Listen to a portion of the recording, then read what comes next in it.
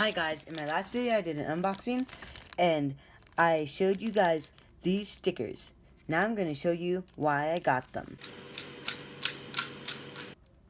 This is a fully 3D printed T-Cube with magnet holes, but I haven't put magnets in it, and I'm probably not going to put magnets in it for a while. It's actually really fast. I'm thinking about putting some lube in it maybe, and putting these stickers on it. I bought 2 stacks of stickers, so I should be able to just get one of each. And I'm not going to be putting the SpeedStack logo on them. Okay, so I'm going to start with white. Peel them off very carefully and just stick them on. Here's a corner piece.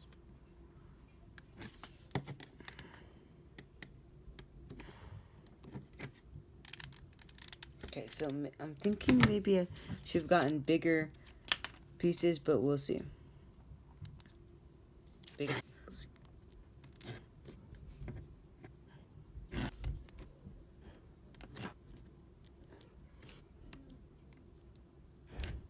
Probably going to be working on this for a while.